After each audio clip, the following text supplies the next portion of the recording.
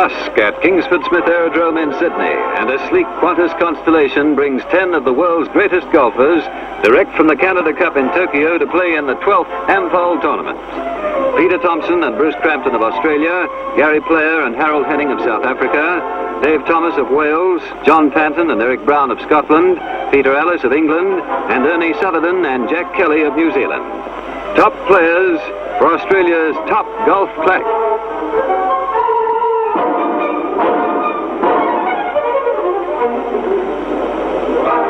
Only 3 days earlier, on the luxuriously appointed pine-clad Kazuma Gaziki course, 37 miles from Tokyo, they'd fought out the last round of the 1957 Canada Cup, the Davis Cup of golf.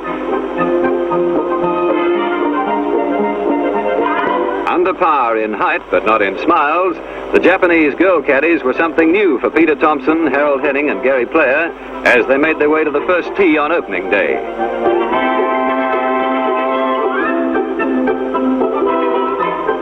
Competing against the two best players from 29 other nations, Thomson and Crampton were among the leaders right from the start.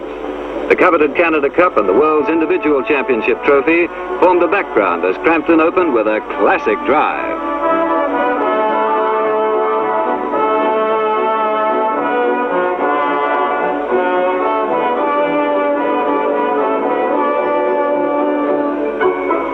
Here's an old friend, Flory van Donk of Belgium, who couldn't come on to Sydney for the Ampol Tournament. And here's the caddy most Australian golfers meet only in their dreams.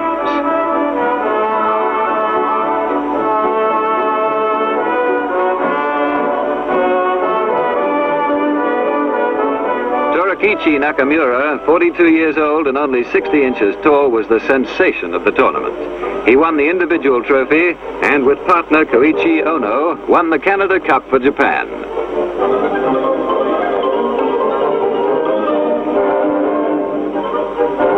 Youngsters Harold Henning and Gary Player, winner of the 1956 Ampol Tournament, played magnificently for South Africa to finish third, 2 strokes behind the Japanese.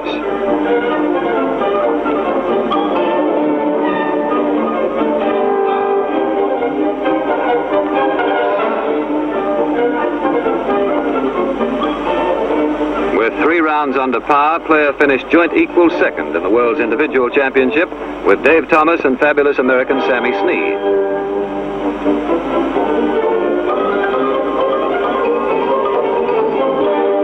Welsh champion Diaries partnered 17-stone Dave Thomas, who quickly proved himself the big hitter of the tournament.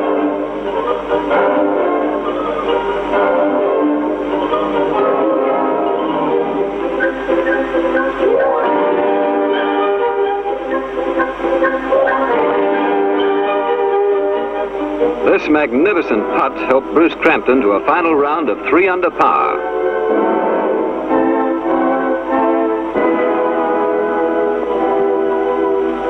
Peter Thomson played a brilliant 4 under par second round, but then his luck ran out and the Australians finished 4th.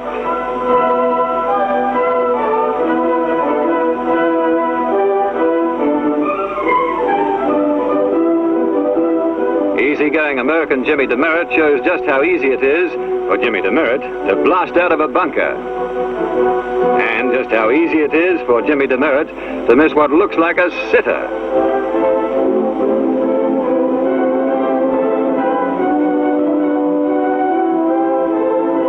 Hey, that's a bit chancy, Jimmy.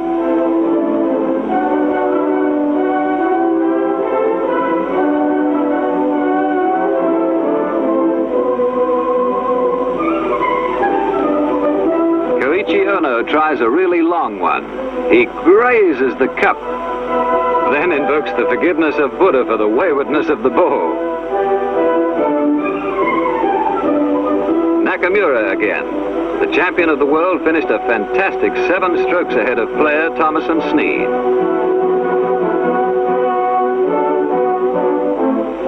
Within a few hours of the conclusion of the Canada Cup, the 10 players who came on for the Ampol Tournament bid farewell to bustling Tokyo and boarded their Qantas Constellation for the long flight to Australia.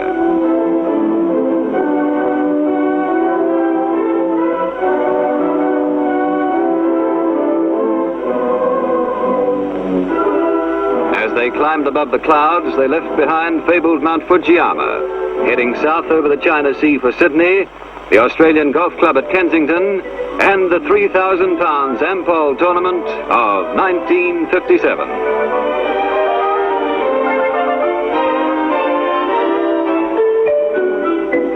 Scotsman Eric Brown, 1957 Ryder Cup winner, Britisher Peter Allis and Dave Thomas, seen here with Harold Henning, started under a big handicap because they hadn't played at Kensington before. But Bruce Crampton, who on the other hand knows the course well, hit off confidently.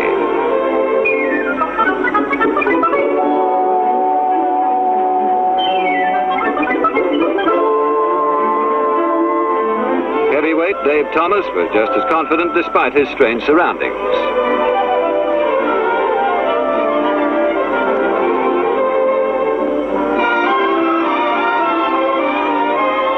Henning, who teamed with hard-hitting Aussie Pickworth, was carefree. "I'll play some good golf today," Harold said before the start.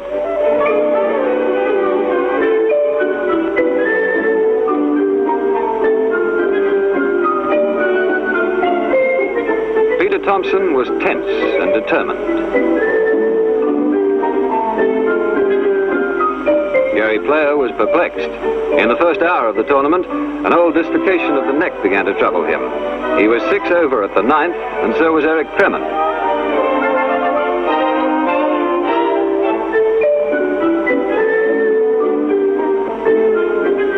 Then Gary called on his terrific powers of concentration.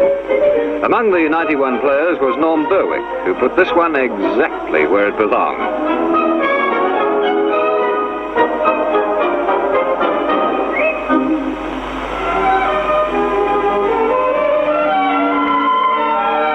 Duval sported the snappiest cap of the tournament, but his headgear didn't help his putting, I'm afraid.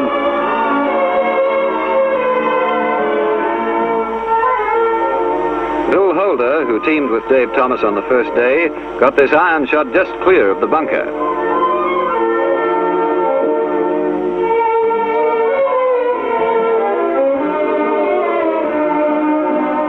Dave Thomas, already starting to feel the heat, found the greens deceptive. Crampton takes his time and times this stroke to perfection.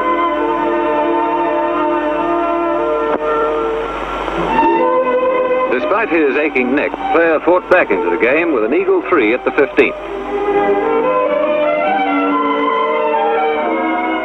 A big gallery followed Gary. His old friend Keith Miller was there to give him moral support.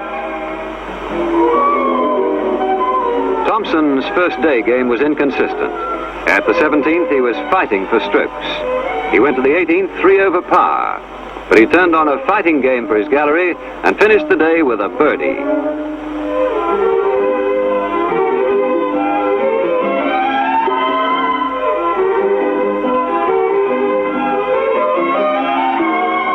Played steadily and attracted his share of the gallery. At the 17th, Crampton almost holed out in 1.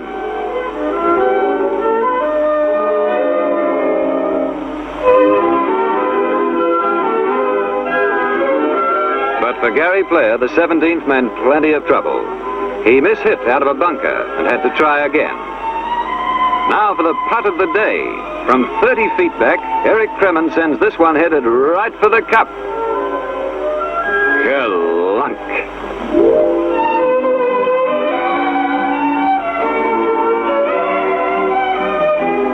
Jack Harris tries from the other side of the green, but didn't allow for the wind. Gary finishes the hole, but his luck is still out.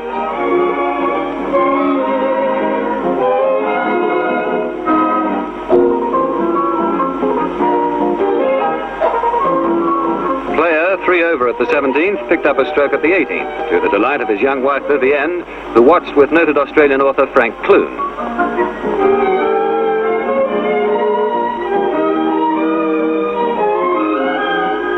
As Gary checks his score with Eric Cremin, it's Dave Thomas's turn to dig deep in one of the course's 80 bunkers.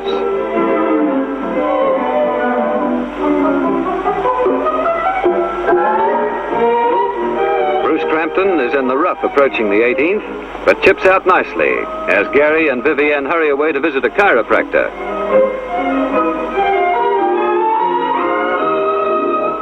Meanwhile, Ossie Pickworth and Henning at the 15th are fighting stroke for stroke for a first-round lead.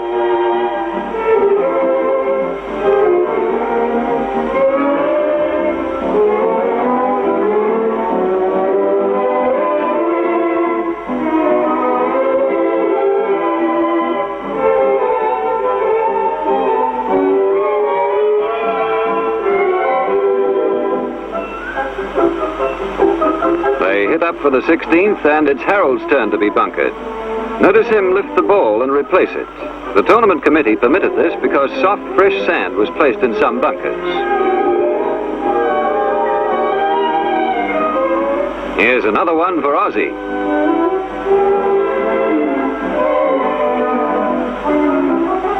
Jockey Athol Mulley, disguised in sunglasses, watches as Nagle chips up and then grazes the pin with a long one. Eric Brown is just as unlucky because his long one lips the cup. Here's Australia's Mr. Golf. Here it comes. So near, and yet no par. Bill Holder's at the 18th, and she's in.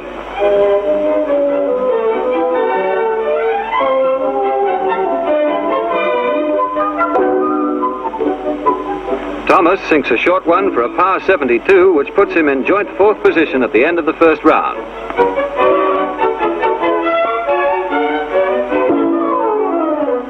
Henning, as he predicted, played some good golf. An eagle at the 18th gave him a one-stroke lead over Pickworth and Cremin at the end of the first day. But Ossie wasn't downhearted. For the cameraman, he turned on what is known as the Pickworth pucker. Watch for it.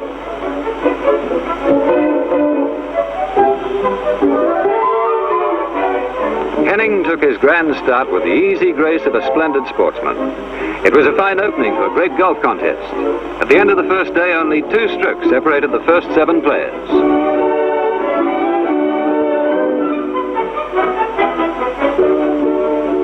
Frank Phillips, Australian Open champion, played with his left thumb in plaster because of a strained muscle. Mrs. Phillips, Mrs. Player, and Ampol General Manager McInnes watch as Frank and Gary Player, at the start of the second day, discuss their disabilities.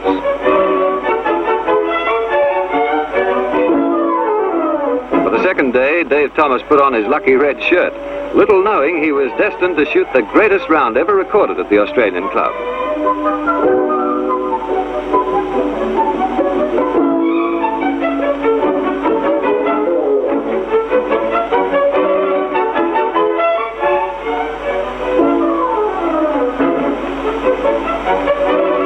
He received invaluable help from his caddy, Don Beattie, who advised the big Welshman how to play every hole.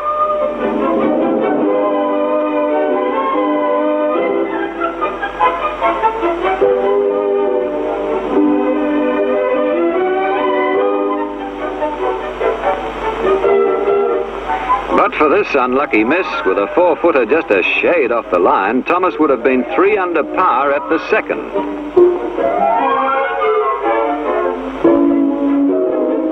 At the 4th, Dave really started to hit the groove with shots like this smooth beauty.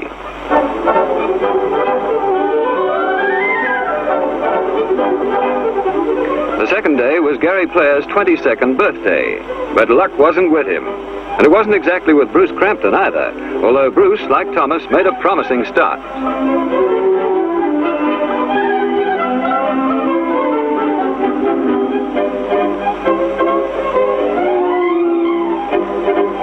Bruce's mother, the lady holding the umbrella, watched every stroke he played.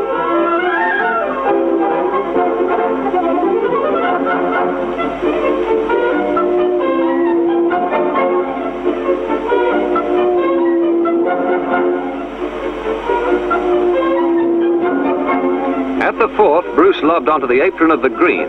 Gary played his ball about 15 feet from the pin. He took his time with the putt. Watch it. Yes! It's in!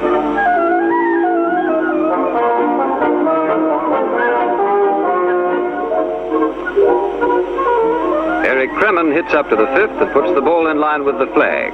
Scotsman John Panton is next and is just as accurate.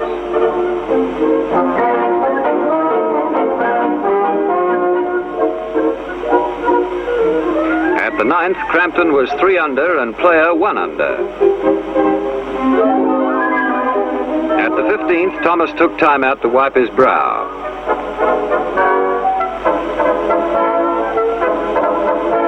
As he strolled to the 16th tee, 4 under with only 3 holes to go, he didn't have a care in the world.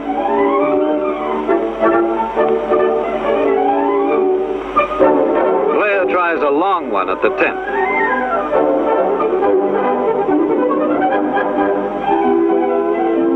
At the 16th, the Welsh wizard, who's been playing golf almost since he could walk, gets there with a slow, sneaky one. And the boy has to change the board again.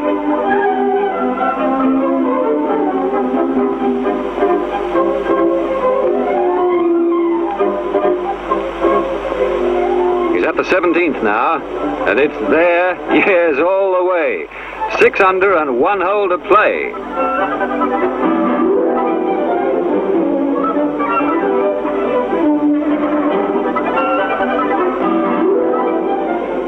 He chips up beautifully to the 18th and finishes 7 under with a momentous round of 65, which but for the special ruling allowing players to lift balls in bunkers would have been a course record.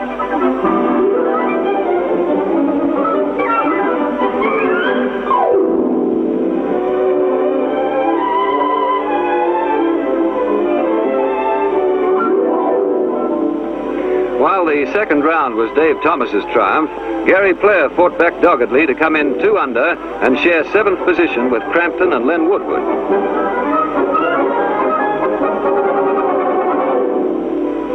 In a high-scoring round, Pickworth dropped back.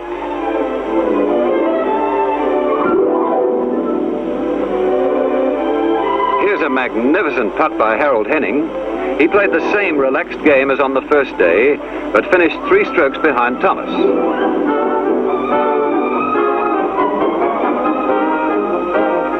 Despite bunker trouble at the 15th, Nagle came in 4 under par to share 2nd position with Henning.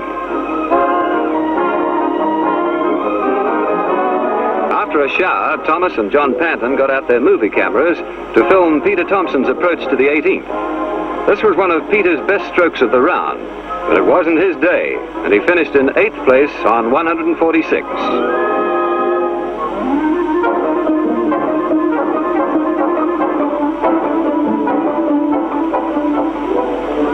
Bruce Crampton, still in the first 10, showed his big match temperament by giving a few hints to a schoolgirl prodigy. Pickworth finished 1 under for a total of 142, which placed him 5th.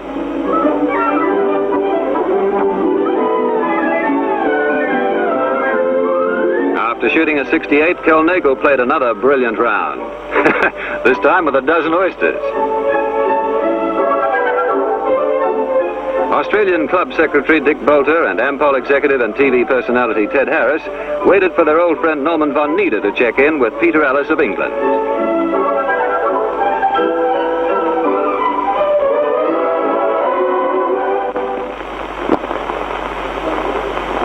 Despite heatwave conditions, nearly 10,000 thronged the course for the final day.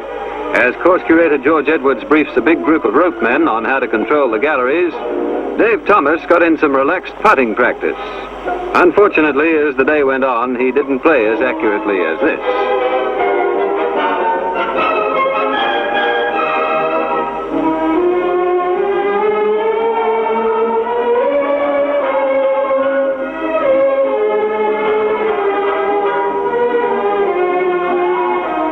Nagle, trailing 3 strokes behind Thomas, tried a red shirt to see if it would bring him luck. Aha, there's Mr. Pickworth with his putter. And that Pickworth pucker. Harold Henning, also 3 strokes behind Thomas, was utterly relaxed. But Thomas was envious of Nagle's snappy-on song, particularly his Grey Panama.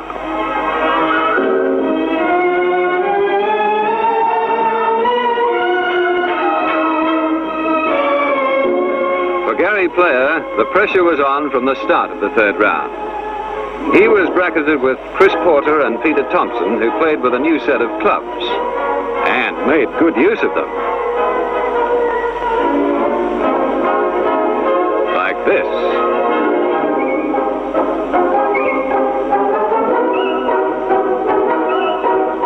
Thomson was 1 under at the second.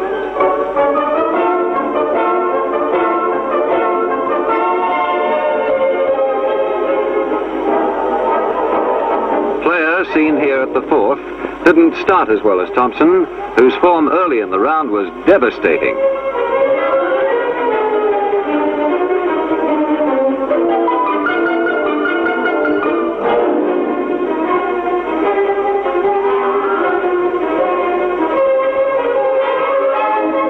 Big galleries quickly formed to follow the leading players.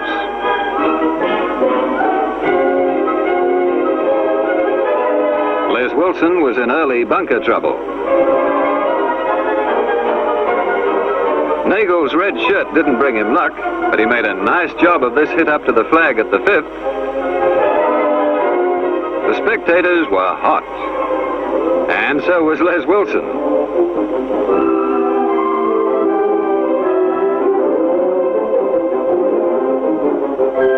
Cremin played consistently and turned in par figures for the third round. By radio and motor scooter from several points on the course, the progress scores went back to the waiting newspaper, radio and television men.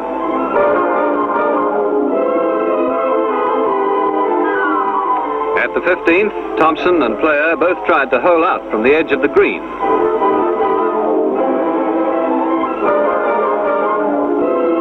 The heat and the humidity and the bunkers troubled Dave Thomas, and he had to fight hard to hold his lead.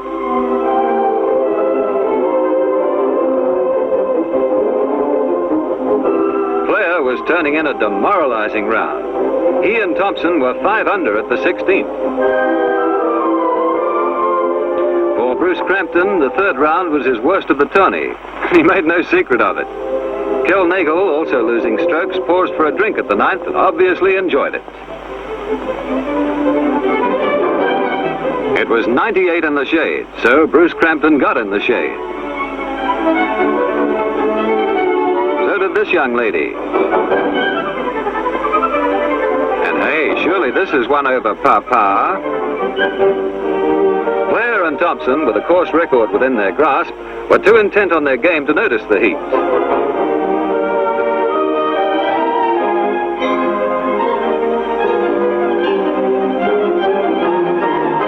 Henning, 3 under as he hit off at the 16th, was making the pace a cracker for both Pickworth and Thomas.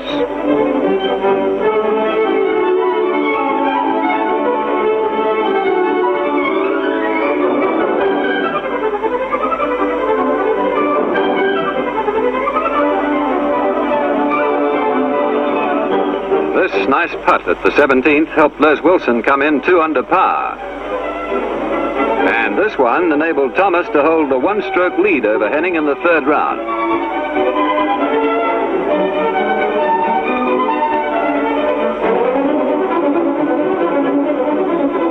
As news of the stroke-by-stroke fight between Player and Thomson went back to the scoreboard, a big gallery swarmed around them for the final holes of the third round.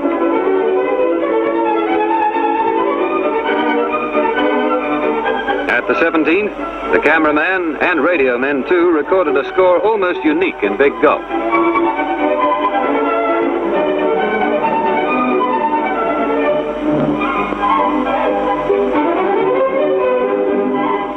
Thomson and Player continued their battle to the 18th. Thomson finished with 68, 4 under par.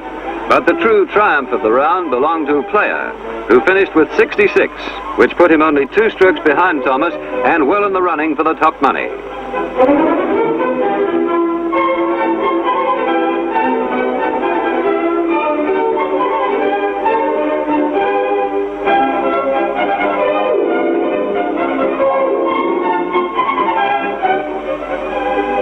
As the final round got underway, this young lady was so intent on the game that the cameraman took her by surprise. The chef at the open-air barbecue had plenty of customers.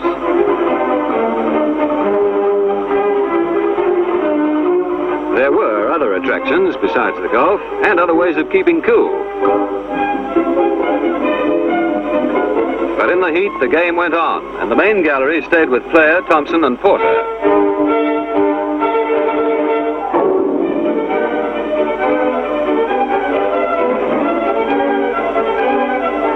At the 9th, Henning was fighting to hold his one-stroke lead over Player. It was so hot that Ossie Pickworth bought himself a hat.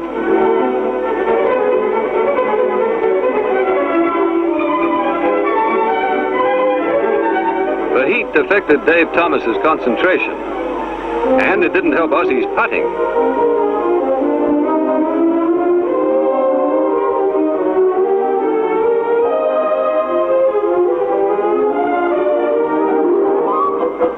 Ossie tries the stroke again.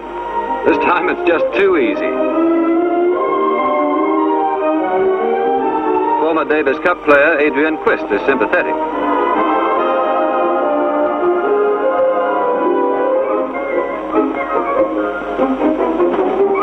Bruce Crampton smiles at the 9th. Player went into the final round in great heart. The crowd was with him, and this close miss held his gallery in suspense.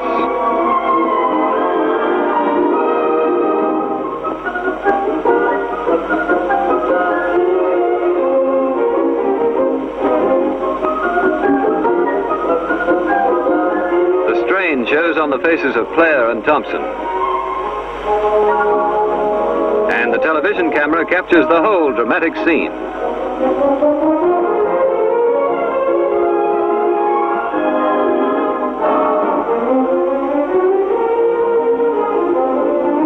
Porter blasts out of a bunker, and Player misses by a fraction of an inch.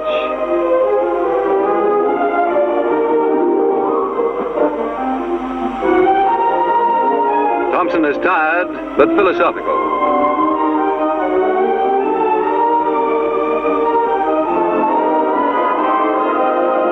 Scotsman Eric Brown is too hot to reproduce his Ryder Cup form. Les Woodward is also hot and is 12 strokes behind Player, but he can still smile. Peter Allis, who finished level with Woodward and von Nida in 14th position, shakes hands with Sid Cowling. Victorian Jack Harris putts out to share 11th place with Crampton.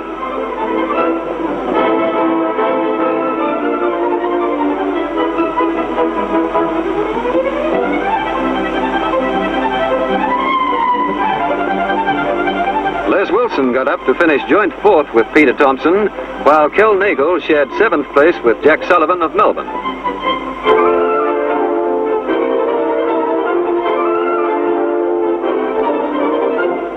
A tired Dave Thomas chips a high one to the edge of the green at the 18th.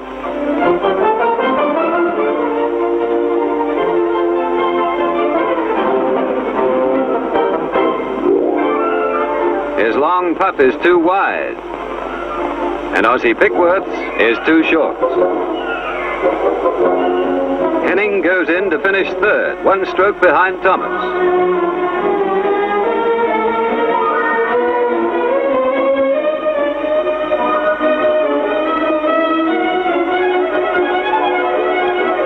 These fellows watched the easy way at the 18th, but the main gallery crowded round Player and Thomson to see the South African champions' fighting finish.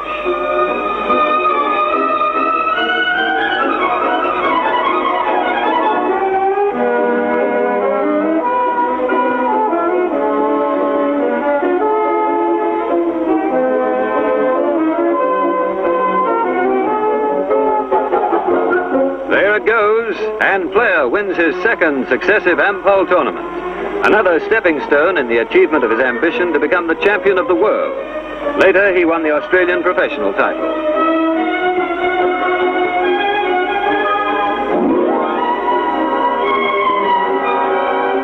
Before the presentation of prizes, American trick golfer Paul Hahn delighted the gallery with a demonstration of his amazing skill.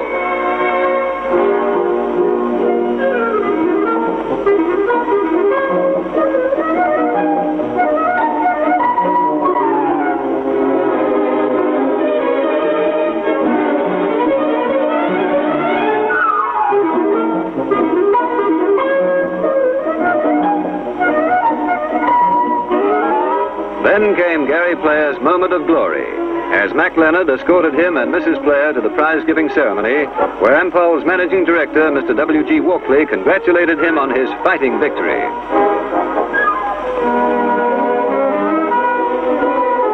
Then Mrs. Walkley handed him a cheque for £800. Dave Thomas steps up for second prize. And Peter Thomson turns the tables and congratulates Mr. Walkley for all he and Ampol have done for Australian golf, and for his efforts to get the Canada Cup for Australia. A sportsman's ending to a tournament of sportsmen.